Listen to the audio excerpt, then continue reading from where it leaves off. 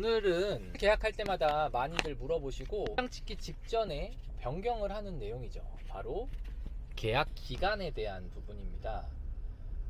계약 기간 어느 정도로 하는 게 좋을까요? 계약서를 쓰려 그러면 계약 기간을 정해야 되는데 임차인이랑 임대인이랑 생각하는 기간이 딱 같으면 상관이 없는데, 사실 상황에 따라 다르겠지만 안정적으로 계속 가고 싶다 라고 하는 게 어느 쪽이냐에 따라서 계약 기간을 길게 혹은 짧게 잡으려고 하는 거죠. 그래서 이렇게 서로 생각하는 게 다르다 보니까 중개사님들한테 많이 물어보세요. 그래서 계약 기간 어느 정도로 하는 게 적정할까요? 이 부분은 사실 정답이 있는 건 아니죠. 하지만 최대한 양쪽 모두 봤을 때 합리적으로 의사결정을 할 수 있게 도움을 드릴 수는 있을 것 같아요. 사실 임대차 계약 기간에 대해서 이야기를 하려면 주택임대차보호법을 좀 잘 아셔야 되고, 상가 같은 경우는 상가 임대차 보호법을 잘 아셔야겠죠. 임대차 보호법 관련해서는 사실 우리가 다뤄볼 게 많긴 하지만 오늘 일단 이 계약 기간에 대해서만 좀 이야기를 해보도록 할게요. 갱신에 대한 부분과 임대료 인상에 대한 때문에 서로 생각하는 게 좀 다를 수가 있고 계약이 되는 경우도 있습니다.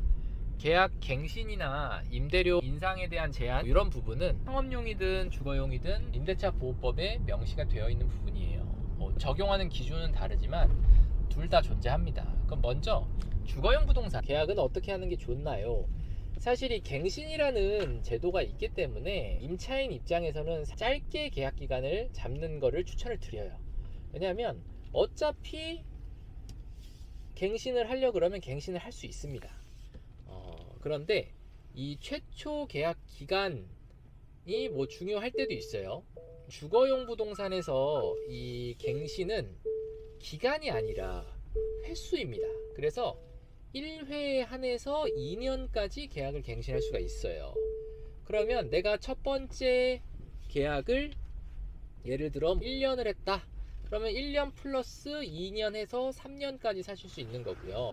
만약에 내가 4년을 첫 번째 계약으로 계약을 하고 갱신을 하려고 보면 2년 추가로 갱신할 수 있는 거죠. 횟수기 때문에 이 주거용 부동산에는 최초 계약하는 그 기간이 나름 중요하긴 합니다. 하지만 우리가 일반적인 월세를 계약을 한다고 봤을 때 1년이라는 계약 기간을 다 못 채우고 나가는 경우도 있고요. 그리고 사실상 나중에 내가 거주를 계속 하려고 한다면 계속 할 수 있는 상황들이 더 많죠.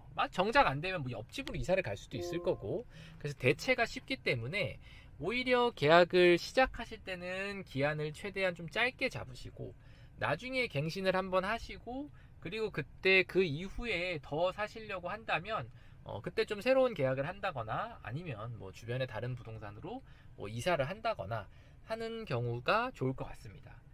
그리고 때로는 이제 물어보시는 게 임대료 인상 이 부분에 대한 부분을 물어보시는데, 계약 기간 중에 혹은 계약이 이제 끝나가서 갱신을 할 때든 간에 사실상 계약 기간 중에도 임대료는 인상을 할 수는 있어요. 그런데 임대인이 일방적으로 할 수 있는 부분이 아닙니다. 그래서 임대인이 인상을 할 수 있다라고 써놨지만 임차인이 싫다고 하면 되는 거예요. 그래서 임대인이 일방적으로 임대료를 인상을 할 수는 없다.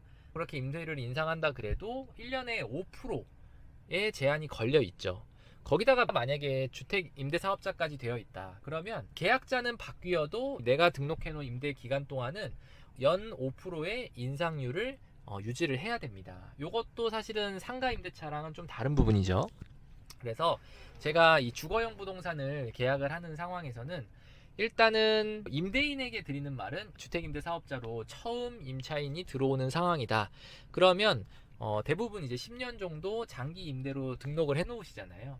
그러면 내가 1년에 5%씩 임대차 계약이 종료가 되든 새로운 사람이 들어오든 간에 계속 적용이 된다라고 보시고, 처음에 들어오는 사람의 기간보다는 임대료에 대한 부분은 좀 더 신경을 쓸 수는 있을 것 같아요. 그리고 임차인 입장에서는 어차피 처음 들어갈 때 1년으로 들어가고 나중에 한번 연장해서 2년 더 거주하실 수 있으니까 중간에 어떻게 될지 모르는 거잖아요. 그래서 좀 짧게 가져가는 게 좀 더 유리하실 것 같습니다. 자, 그러면 상가의 경우는 좀 어떻게 해야 되냐? 상가는 좀 다를 수가 있어요. 아무래도 입지적인 것도 중요하고 장사를 하다 보면 입소문도 나고 고객도 생겼는데 갑자기 내가 어딘가로 옮긴다는 게 사실 되게 부담스럽고 내가 영업을 하고 장사하는데 영향이 있을 수 있잖아요. 그래서 상가를 계약하시는 분들 같은 경우에는 뭐 그래도 자신의 어떤 사업적인 수완이나 어떤 전략에 따라서 조금 다소 길게 뭐 2년 혹은 뭐 4년, 5년 이렇게 잡을 수는 있습니다. 그리고 10년 이상도 할 수는 있어요. 안 되는 건 아닙니다. 그런데 상가 임대차 보호법이 적용이 되는 상황에서 본다면 최대 갱신해서 사업을 할 수 있는 기간은 10년으로 봐요. 요거는 또 횟수랑 다릅니다. 내가 횟수를 뭐 1년마다 10번 갱신해서 10년을 할 수도 있는 거고 1년 하시다가 또 한 번 갱신했는데 5년 갱신해서 10년을 하실 수도 있는 거고요. 그래서 주거용 부동산이랑 좀 다른 거는 주거용 부동산은 횟수다. 그리고 상업용 부동산은 기간이다. 이렇게 좀 보시면 되고요.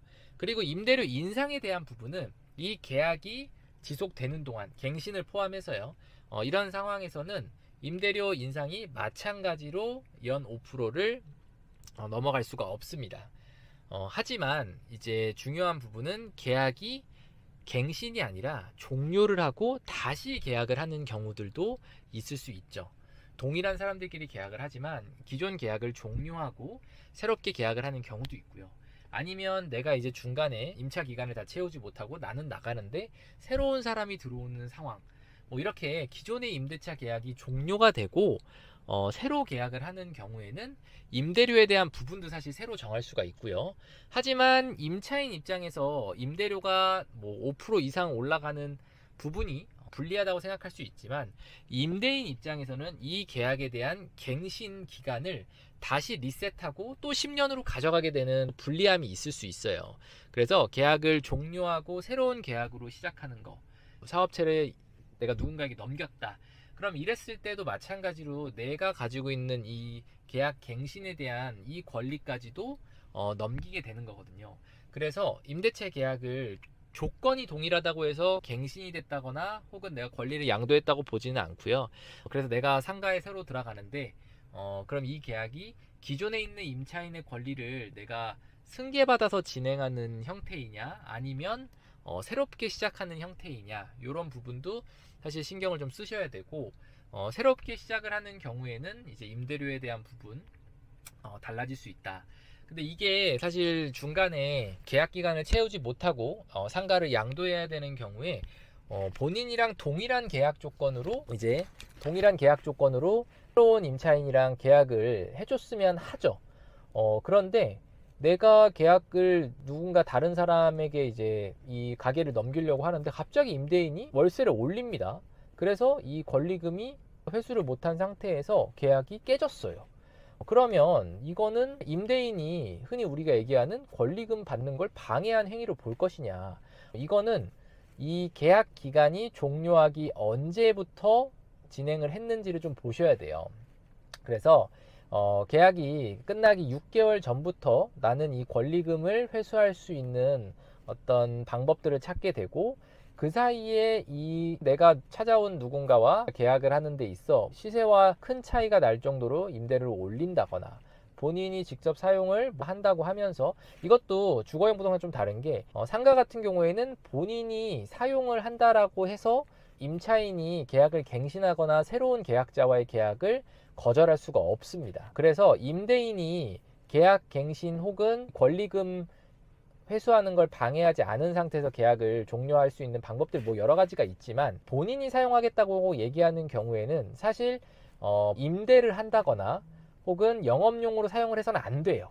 거기서 수익이 발생해서는 안 됩니다.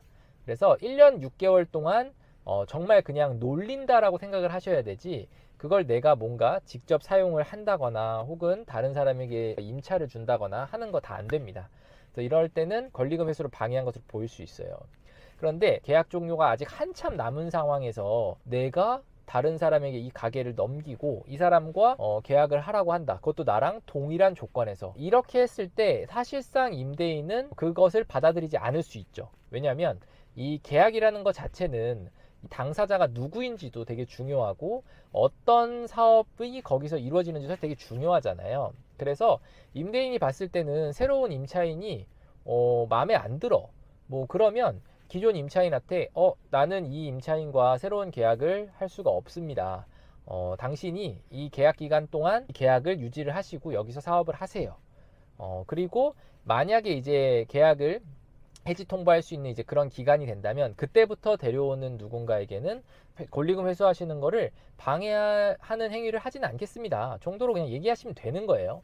내가 뭐 어제 임대차 계약 해놓고서 권리금 받을 수 있을 것 같아. 그러니까 아무한테나 넘기면서 나는 권리금 받고 임대인한테 이 사람이랑 계약하세요 라고 하는 거는 사실상 임대인 입장에서 되게 불리하겠죠. 그래서 이 계약이라는 거는 이 금액이나 기간에 대해서는 서로 합의가 필요한 부분이지 어떤 당사자 일방이 일방적으로 올린다거나 혹은 계약 기간 안에 뭔가 계약을 종료한다거나 할 수가 없습니다. 그래서 합의 해지를 대부분 해야 되는 상황인 거죠.